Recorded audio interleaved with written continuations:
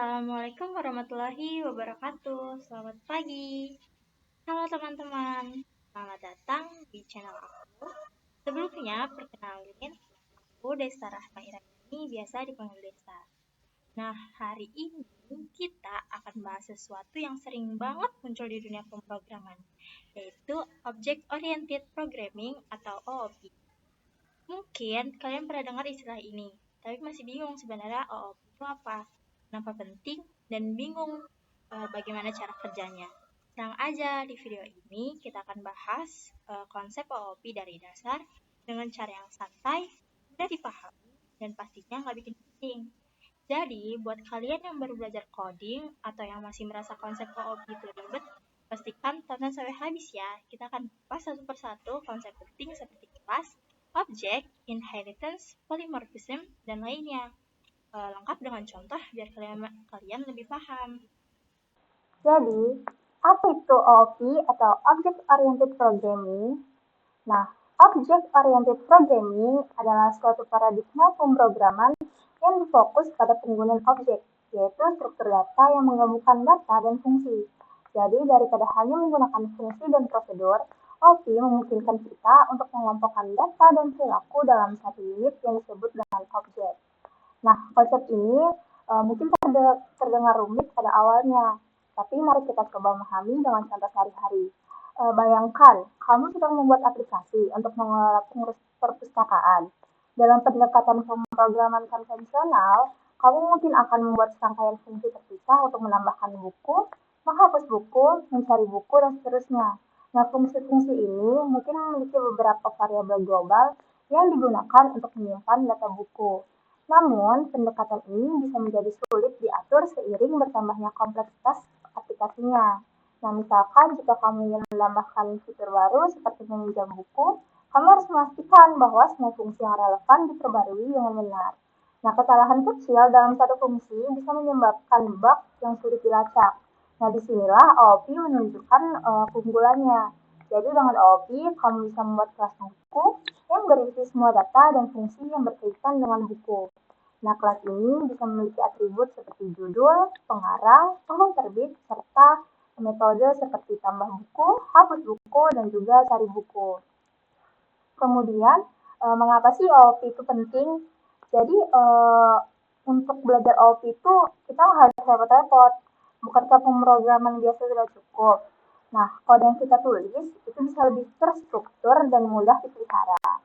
Bayangkan jika kamu membangun rumah. OOP membantu kamu merancang rumah dengan setiap bagian yang sudah terorganisir dengan baik. Nah, sehingga jika ada kerusakan di satu bagian, kamu tidak perlu membongkar seluruh rumah untuk memperbaikinya. Nah, OOP ini mempunyai struktur, di mana strukturnya terdapat 4, yaitu class, objek, atribut, dan juga metode. Nah, setiap struktur ini akan dijelaskan di video selanjutnya. Namun, secara garis besar, class itu merupakan tipe data yang ditentukan pengguna dan juga terdiri dari data anggota dan fungsi anggota yang dapat diakses serta digunakan dengan membuat instance of class tersebut. Nah, hal ini mewakili kumpulan properti atau metode yang umum untuk semua objek dengan tipe data yang sama. Nah, kelas juga menyediakan kerangka kerja untuk membuat objek. Untuk itu, kelas dapat didefinisikan untuk membuat banyak objek tanpa menulis kode tambahan. Nah, bagaimana dengan objek? Nah, objek itu merupakan unit dasar Object Oriented Programming atau OOP. Mewakili entitas kehidupan nyata dan objek juga merupakan turunan dari kelas tersebut. Ketika sebuah kelas didefinisikan, tidak ada memori yang dialokasikan namun objek berbanding terbalik. Suatu objek akan memiliki identitas, keadaan, dan juga perilaku serta berisi data dan juga kode untuk memanipulasi data. Objek juga dapat berinteraksi tanpa harus mengetahui detail data atau kode satu sama lain. Nah, cukup mengetahui jenis pesan yang diterima dan juga jenis respon yang dikembalikan oleh objek tersebut. Kemudian atribut merupakan karakteristik suatu objek yang mendefinisikan hal-hal yang ada di dalamnya. Kelas menentukan atribut mana yang dimiliki suatu objek. Misalnya, mempertimbangkan suatu kelas manusia, maka atributnya akan mencakup nama, warna rambut, dan juga tinggi badan. Kemudian metode adalah fungsi yang mendefinisikan perilaku suatu kelas atau objek dalam kelas tersebut. Biasanya metode dikhususkan untuk suatu kelas atau objek, dan metode tersebut menentukan bagaimana suatu objek dapat menggunakan atau mengubah data. Jika suatu objek termasuk dalam suatu kelas, maka metode kelas tersebut mungkin akan menggantikan objek metode tersebut. Selain itu, mengubah atau menyempurnakan cara objek dalam kelas menggunakan data atau merespon perintah. Kemudian, terdapat yang namanya prinsip dalam object-oriented programming. Secara garis besar ada 4. Yang pertama, encapsulation. Jadi encapsulation itu adalah salah satu konsep dasar OOP yang menyembunyikan detail suatu objek dari akses luar. Nah, encapsulation membantu dalam menciptakan kode yang lebih aman dengan mencegah modifikasi data yang tidak disengaja. Kita langsung saja contoh dalam programnya.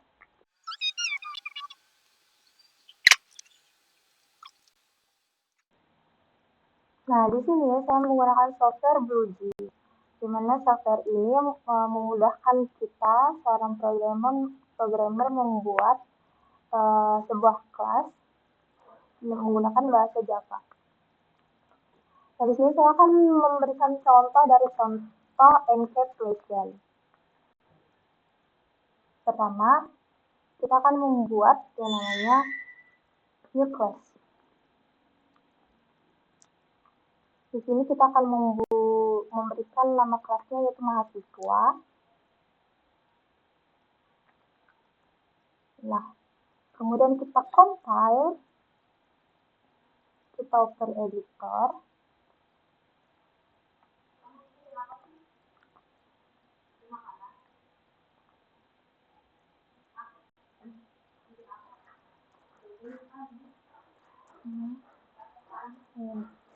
Nah, default programnya kita hapus. Kemudian di sini kita akan membuat string nama. Nah, di sini kita akan buat public string get name. Kemudian return name. Kemudian kita akan membuat jadi get ini yaitu getter. Kita di sini akan membuat get dan set yaitu getter dan setter. Nah, kemudian ini public void set name.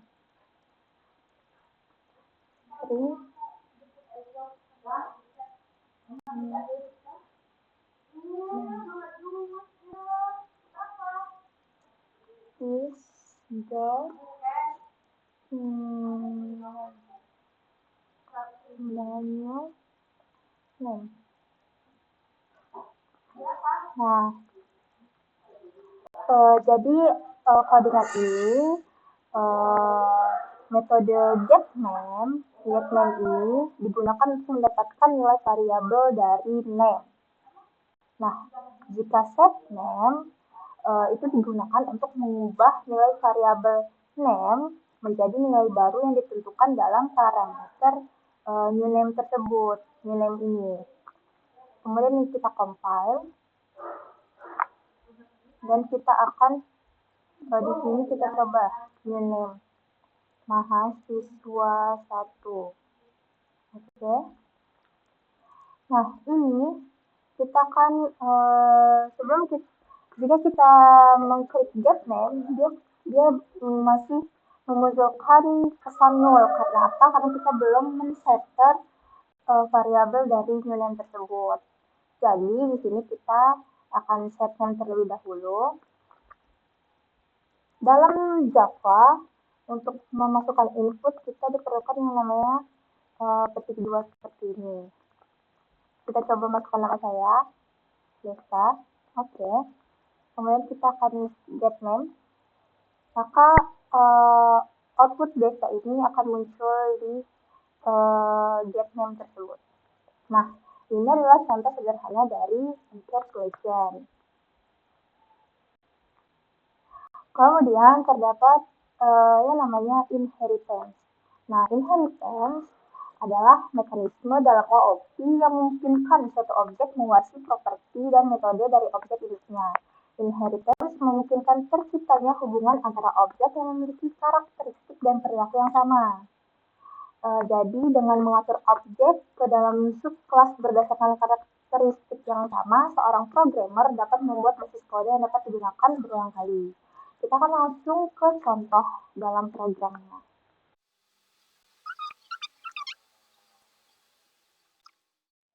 Nah, di sini kita akan langsung contoh dari inheritance. Kita akan membuat class terlebih dahulu. Di sini kita akan membuat class dengan nama vehicle. Kemudian kita compile. Oke, bisa.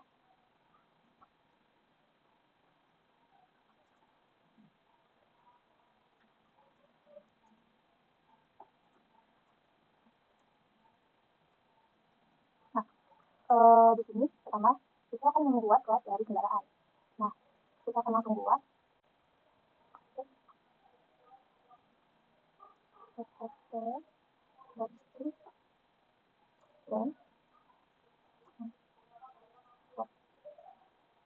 jadi ini adalah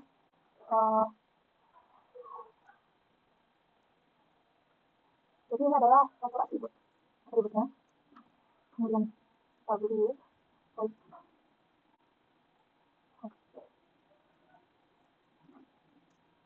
sistem dengan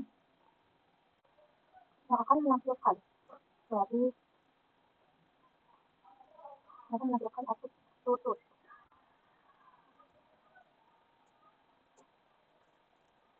Nah,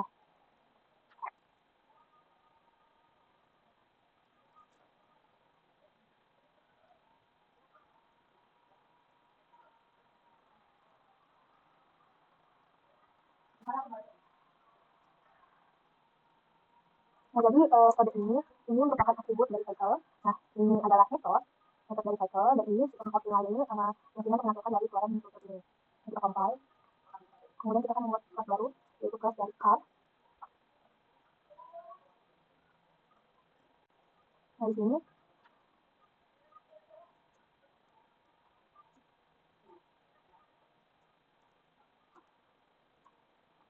Nah, di sini kita akan mengekstend kelas car dengan cycle. Jadi kita tulis extends cycle.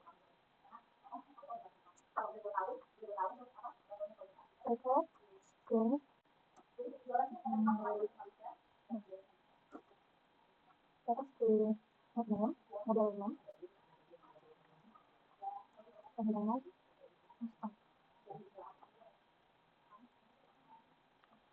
kemudian public static ini.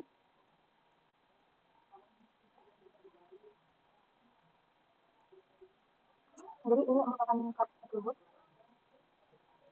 Nah, di sini kita akan membuat micro object, kelas dari create micro object.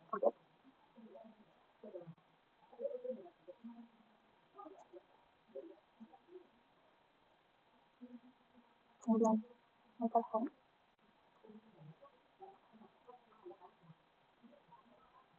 Nah, ini akan sistem home criminal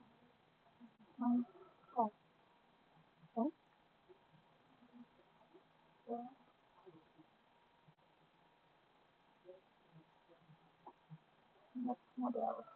Nah, jadi contoh kode ini yaitu ada dua kelas. Kita coba terlebih dahulu. Ada dua kelas, yaitu cycle dan juga car. Nah, kelas car adalah subkelas dari kelas cycle, yang berarti akan mewarisi semua karakteristik dan metode kelas cycle. Nah, kelas cycle memiliki atribut brand dan juga metode home, melakukan tutur. Kita coba pada kali ini kita coba coding lihat. Maka yang muncul yaitu di terminal yaitu tutur bisa. Ini merupakan contoh dari inheritance. Kemudian terdapat polymorphism prinsip, yaitu merupakan kemampuan objek untuk mengambil bentuk yang berbeda atau memiliki banyak perilaku, tergantung pada konteks penggunaannya. Polymorphism memfasilitasi pemrograman yang lebih fleksibel, karena objek dapat digunakan dalam berbagai konteks berbeda sambil tetap berperilaku yang sesuai. Nah, kita akan mencoba pada pemrograman langsung. Oke, langsung saja kita akan mencoba kodenya apa dulu. Lalu ini kita membuat sampai dengan kita akan membuat kelas terlebih dahulu. Lalu kita akan membuat kelas dari kelas ini. Nah, di kelas ini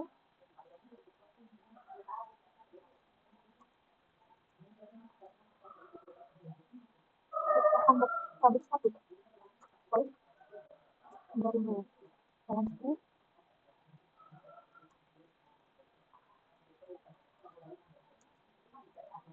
Nah, kita akan terlebih dahulu membuat kelas animal terlebih dahulu ya. Contohnya.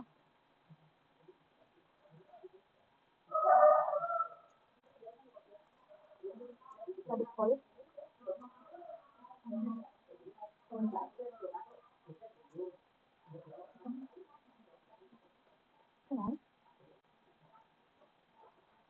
Lalu menggunakan masukkan dalam mix asal.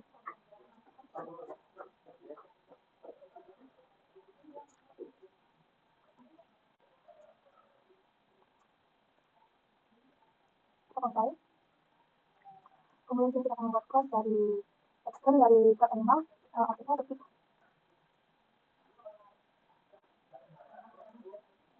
Misalnya.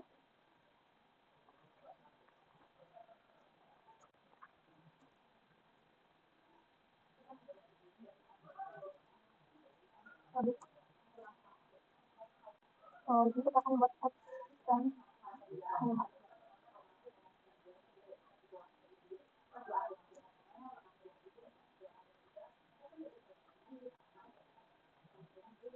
Detik saya akan mengucapkan titik saya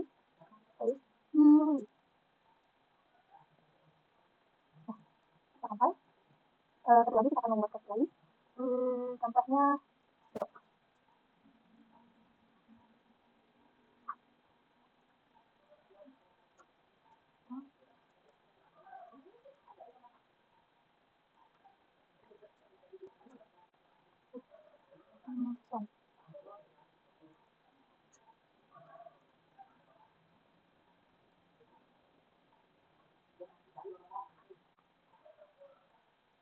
sejak saya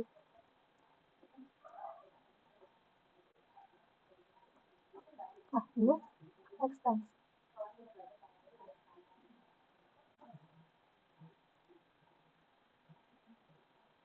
Nah seperti ini. Nah di main ini karena kita akan membuat animal